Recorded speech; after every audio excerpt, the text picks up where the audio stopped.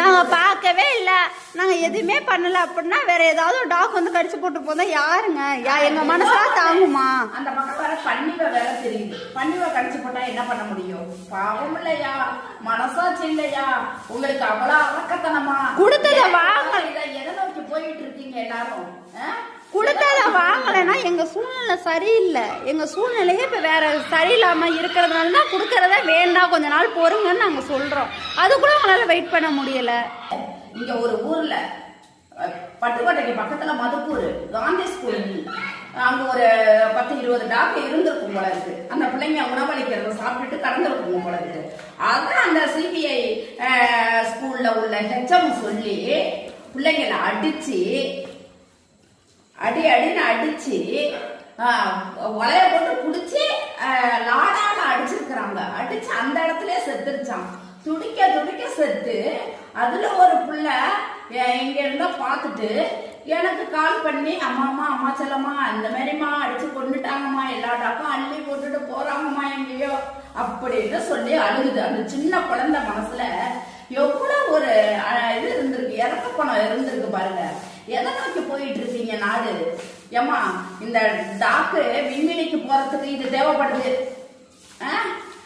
ராணுவத்துக்கு தயார் நிலைக்கு வைக்கிறதுக்கு தேவைப்படுது, போலீஸுக்கு தேவைப்படுது. எவனாச்சும் கொலை செஞ்சுட்டானா அங்க போய் கண்டுபிடிக்கிறதுக்கு மோப்பனாயி தேவைப்படுது. எல்லாத்துக்கும் மற்ற விஷயத்துக்கெல்லாம் அந்த ஜீவன் தேவைப்படுது. எல்லாத்துக்கும் அந்த ஜீவன் வந்து மற்ற விஷயங்களுக்கெல்லாம் தேவைப்படுது. மருந்து தயார் பண்ணி செக் பண்றதுக்கெல்லாம் தேவைப்படுது இந்த ஜீவன். ஆனா நம்மளோட அண்டி வாழ்றதுக்கு தேவைப்படலையா? நம்மளோட அண்டி வாழ்ந்து நம்மளோட அதுக்கு உணவு அளிக்க நம்ம தேவைப்படலையா? ஏன் இந்த கொடுமை நடக்குது? எதை நோக்கி போயிட்டு இருக்கீங்க? அரசாங்கம் சரியில்லாதனாலதானே அந்த பிள்ளைகளுக்கு எங்க பார்த்தாலும் மருந்த வச்சு கொள்றது, அடிச்சு கொள்றது, உயிரோட கொண்டு அடிச்சிருக்காங்க. நீங்க என்னமோ சட்டத்துல சொன்னீங்களே, உயிரோட அடிக்க கூடாது, கொல்லக்கூடாது, துடிக்க கொல்லக்கூடாதுன்னு பேசிக்கிட்டீங்கல்ல. இப்ப அடிச்சு லாடால கம்பியால அடிச்சு கொண்டு இருக்காங்க. கம்பியால அப்படியே நாங்களாம் ஒண்ணுமே சொல்ல முடியல. அந்த பாப்பாவே அவ்வளவு அழுவாளு இருக்கு. அந்த பார்த்துட்டு அவ்வளவு அழுத ஜுரமே வந்துருச்சு அந்த பொண்ணுக்கு.